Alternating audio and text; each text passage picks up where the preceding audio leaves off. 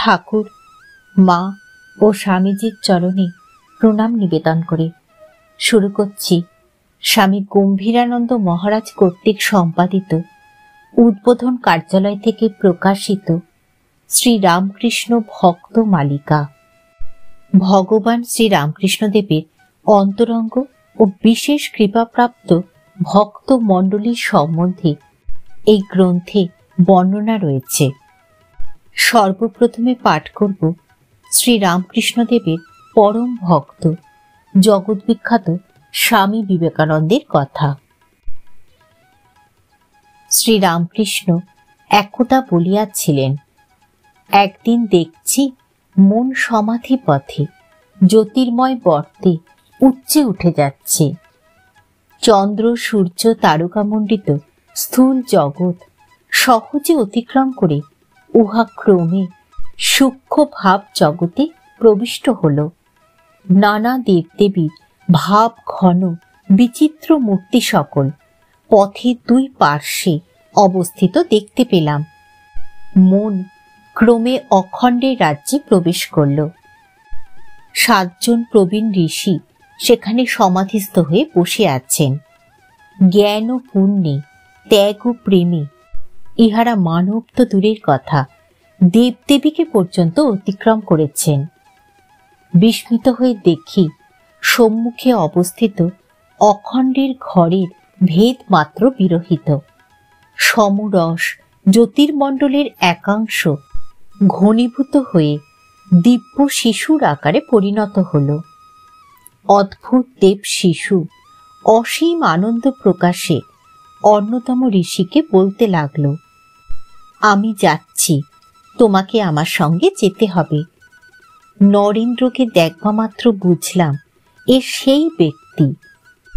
বলা বাহুল্য, শ্রী রামকৃষ্ণই ধরাধামে অবতরণের পূর্বে অখণ্ডে গৃহে সচ্চিদানন্দে ঘনীভূত জ্যোতির্ময় বিগ্রহ দেব শিশু রূপে শরীর ধারণ করিয়াছিলেন এবং সাগ্রহে ধ্যাননিষ্ঠ অন্যতম যে ঋষির গলে সাবলীল স্বীয় কোমল বাহুদয় বেষ্টন পূর্বক তাহার ধ্যান ভঙ্গ করিয়া ধরাধামে লীলা সহচর রূপে আগমনের জন্য সাদর আমন্ত্রণ জানাইয়াছিলেন, তিনি বিশ্ববিশ্রুত স্বামী বিবেকানন্দ। এই যুগ্ম আত্মাই যুগে যুগে নারায়ণ ও নর ঋষির অবতার রূপে জগতে অবতীর্ণ হইয়া ধর্ম সংস্থাপন করেন। কলকাতা মহানগরীর শিমুলিয়া পল্লীর শ্রীযুক্ত দুর্গাচরণ দত্ত মহাশয় সংস্কৃত ও পারস্য ভাষায় বিশেষ ব্যুৎপন্ন ছিলেন। তাহার পিতা রামমোহন দত্ত আইন ব্যবসায়ী ছিলেন এবং স্বোপার্জিত অর্থে দত্ত বংশকে বিশেষ সমৃদ্ধশালী করিয়াছিলেন। দুর্গাচরণ কিন্তু ভোগে মগ্ন না হইয়া 25 বৎসর বয়সে স্ত্রী ও একমাত্র শিশুপুত্র বিশ্বনাথকে ছাড়িয়া সন্ন্যাসী হইলেন। বয়ঃপ্রাপ্তি সহিত পিতারই ন্যায় বিশ্বনাথেরও নানা ভাষায় ব্যুৎপত্তি দেখা গেল। ইতিহাসেও তাহার প্রবল অনুরাগ জন্মিল। কিন্তু দুর্গাচরণের ন্যায় সংসার বিমুখ না হইয়া তিনি বরং সংসারী হইলেন। অ্যাটর্নির ব্যবসায় তাহার প্রচুর আয় ছিল। রন্ধনে তিনি পারদর্শী ছিলেন এবং নিত্য নূতন দ্রব্য প্রস্তুত করিয়া ও অপরকে ভোজন করাইয়া পরিতৃপ্তি লাভ করিতেন। দেশভ্রমণ ছিল তাহার আরেকটি শখের জিনিস। এই ভ্রমণকালে উত্তর পশ্চিমাঞ্চলে উচ্চ স্তরের মুসলমান সংস্কৃতির সংস্পর্শে আসিয়া তিনি তৎপ্রতি বিশেষ আকৃষ্ট হন।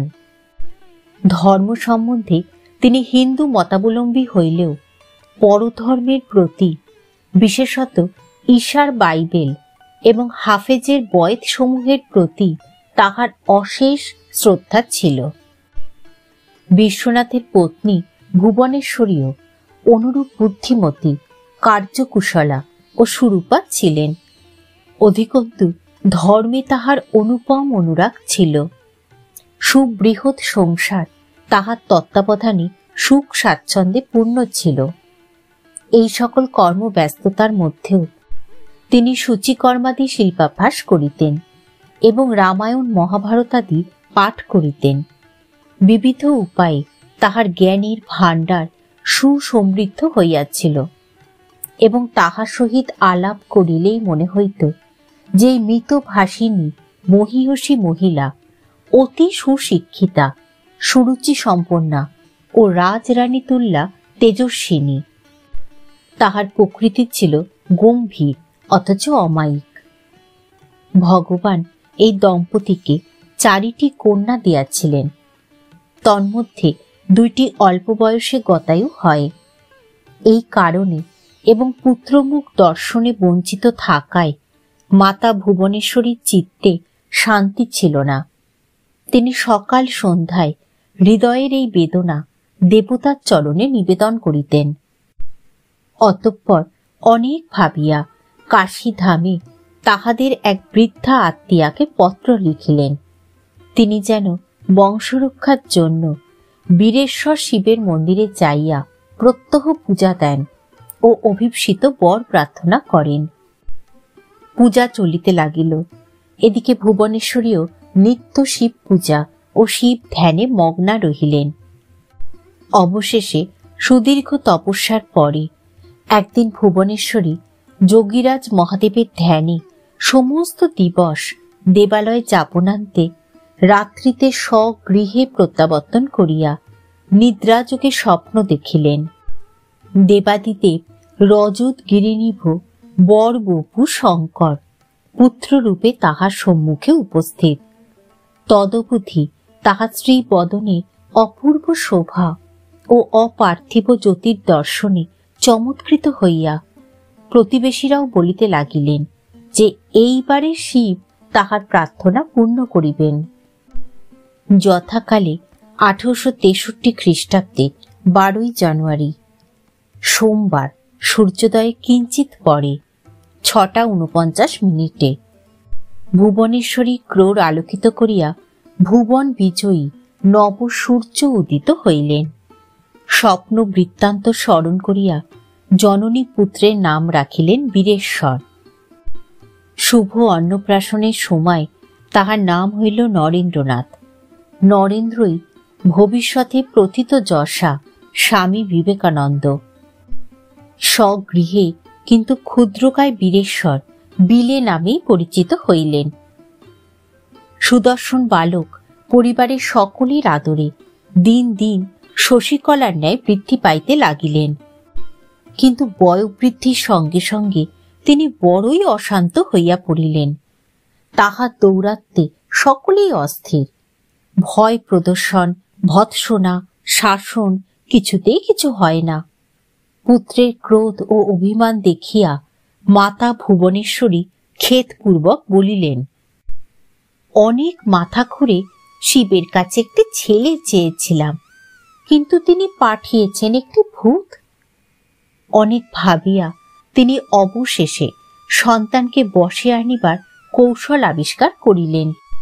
ক্রোধ প্রশমনে তিনি অনেক সময় তাহার মস্তকে জল ঢালিয়া দিতেন কিংবা ভয় দেখাইয়া বলিতেন, যদি দুষ্টুমি করিস তবে শিব আর তোকে কৈলাসে যেতে দেবেন না।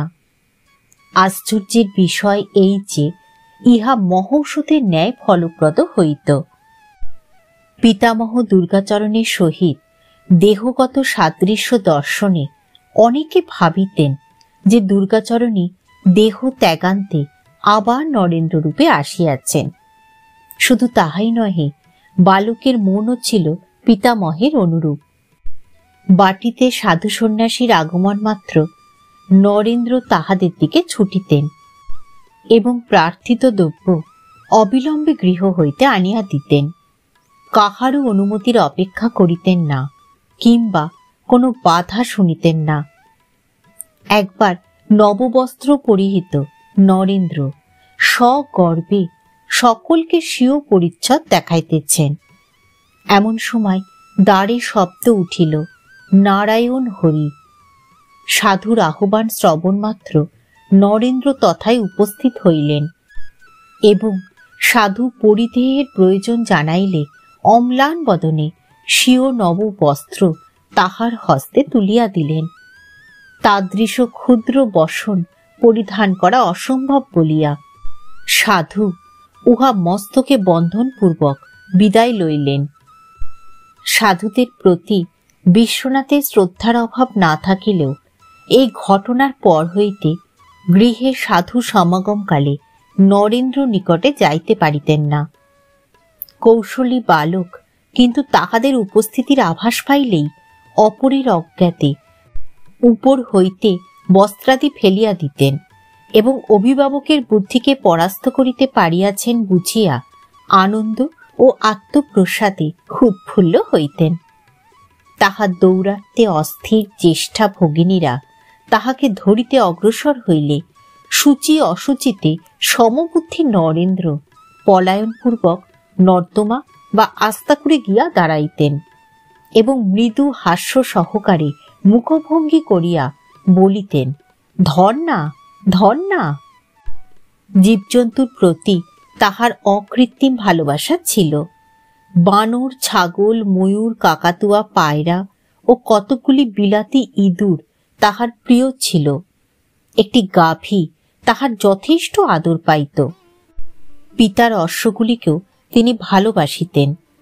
অশ্বযানীর অগ্রভাগে উচ্চে অধিষ্ঠিত কোচোয়ান সশব্দে চাবুক ঘুরাইয়া সবেগে তেজস্বী অশ্বযুক্ত শকটগুলিকে কলকাতার সর্বত্র পরিচালিত করিতেছে দেখিয়া তাহারও মনে ঐরূপ স্বাধীন সবল সারথি হইবার ইচ্ছা জাগিত।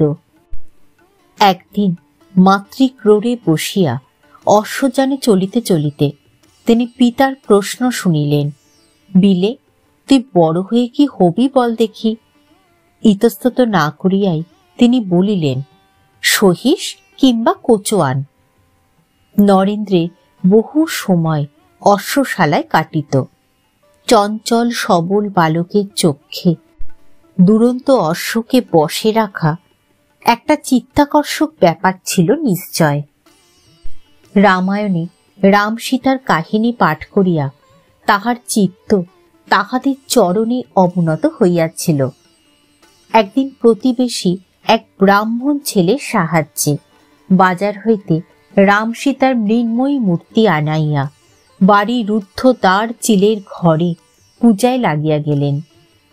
উভয় বালক ধ্যানস্থ। এদিকে সর্বত্র অনুসন্ধান চলিতেছে, নরেন্দ্র কোথায়। কোথাও তাহাকে না পাইয়া অবশেষে সকলে ছাদের দিকে অগ্রসর হইলেন। দ্বার অর্গলবদ্ধ, অতএব বলপ্রয়োগে উহা উদ্ঘাটিত হইল। ব্রাহ্মণ বালক অমনি ঊর্ধ্বশ্বাসে পলাইল। পরন্তু আগন্তুকদের সম্মুখে একই দৃশ্য। নরেন্দ্র ধ্যান স্থিমিত, বাহিরে ভ্রুক্ষেপ মাত্র নাই।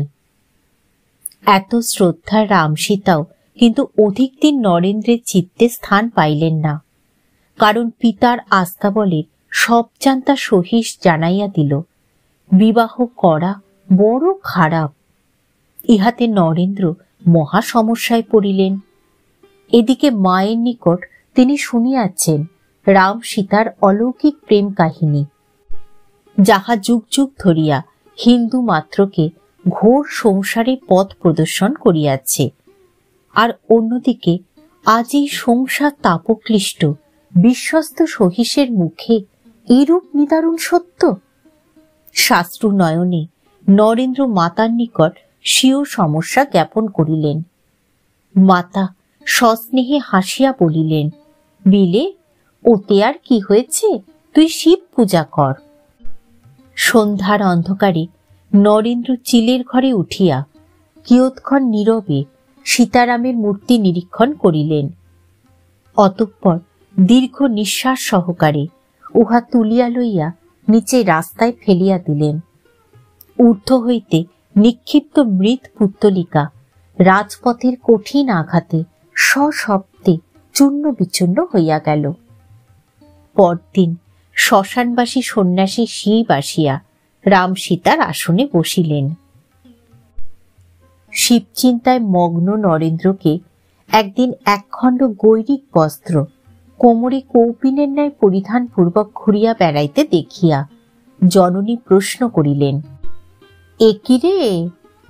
বাল সন্ন্যাসী সোল্লাসে জানাইলেন, আমি শিব হয়েছি। আবার বালক হইলেও ধ্যান পরায়ণতা ছিল তাহার স্বভাব সিদ্ধ। তিনি প্রাচীনদের মুখে শুনিয়াছিলেন মুনি ঋষিরা ধ্যানে এতই মগ্ন হন যে জটা দীর্ঘায়িত হইয়া ক্রমে বটের শিকড়ের ন্যায় ভূমিতে প্রবেশ করে। ধ্যানে বসিয়া নরেন্দ্র তাই লক্ষ্য করিতেন তাহারও ঐরূপ হইতেছে কিনা। ধ্যান কালে জটা ভূমিতে প্রবেশ না করিলেও মন কিন্তু কোনো এক অজ্ঞাত রাজ্যে আপনাকে হারাইয়া ফেলিত। একদিন ধ্যানমগ্ন নরেন্দ্রের পার্শ্বে ভীষণাকার গোখ্র সর্প ফনা বিস্তার পূর্বক দুলিতেছে দেখিয়া সঙ্গের বালক সন্ত্রাসে চিৎকার করিয়া উঠিল। প্রত্যুত নরেন্দ্র বাহ্য সংজ্ঞাহীন। চিৎকার শ্রবণে তথায় সমবেত বয়স্করা সে দৃশ্য সন্দর্শনে একই কালে ভয় ও বিস্ময়ে স্তম্ভিত হইলেন। কিয়ৎকাল পর সর্পটি আপনা হইতে চলিয়া গেলে সকলে স্বস্তির নিঃশ্বাস ত্যাগ করিলেন। মহাবিদ্যালয়ে পাঠোদ্দশায় আর একদিন তিনি রুদ্ধ কক্ষে ধ্যানে বসিয়া আছেন। অকস্মাৎ মুণ্ডিত মস্তক এক সৌম্য শান্ত জ্যোতির্ময় পুরুষ দণ্ড কমণ্ডলু হস্তে সম্মুখে দাঁড়াইয়া কি যেন বলিতে উদ্যত হইলেন। কিন্তু প্রশান্ত মূর্তিকে কিছুকাল দেখিয়াই নরেন্দ্র ভয়ে গৃহত্যাগ করিলেন। হয়তো সেই দিন তিনি বুদ্ধদেবের দর্শন পাইয়াছিলেন। নরেন্দ্রের নিদ্রাও ছিল এক অলৌকিক ব্যাপার। তিনি অভ্যাস মতো উপুর হইয়া শুইতেন।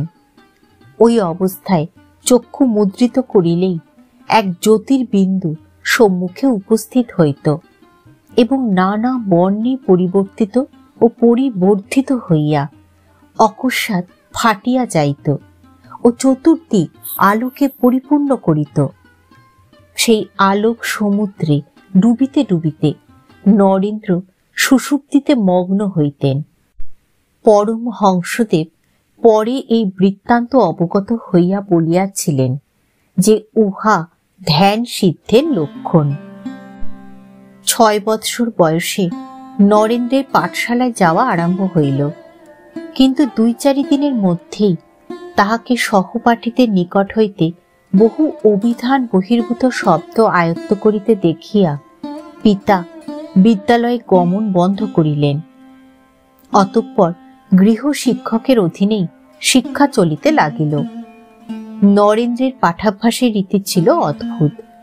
তিনি নিমিলিত নেত্রে শুইয়া থাকিতেন আর গুরু মহাশয় পাঠ বলিয়া যাইতেন, ইহাতেই তাহা অধিগত হইয়া যাইত। এছাড়াও রামচন্দ্র দত্ত মহাশয়ের পিতা তখন নরেন্দ্রের বাটিতেই বাস করিতেন এবং নরেন্দ্র তাহার নিকট শয়ন করিতেন। কঠিন বিষয় বাল্যকালে সহজে মুখস্থ হয়, এই ধারণার ফলে বৃদ্ধ দত্ত মহাশয় প্রতি রাত্রে মুগ্ধবোধ ব্যাকরণের কিয়দংশ মুখে মুখে শিক্ষা দিতেন। এইরূপে 1 বৎসরে নরেন্দ্রনাথ পুস্তকখানির অধিকাংশই আয়ত্ত করেন। ঠাকুর, মা ও স্বামীজির চরণে প্রণাম নিবেদন করে শেষ করছি আজকের পাঠ। স্বামী গম্ভীরানন্দ মহারাজ কর্তৃক সম্পাদিত উদ্বোধন কার্যালয় থেকে প্রকাশিত শ্রী রামকৃষ্ণ ভক্তমালিকার শ্রী শ্রী ঠাকুরের পরম প্রিয় শিষ্য স্বামী বিবেকানন্দের প্রথম পর্ব।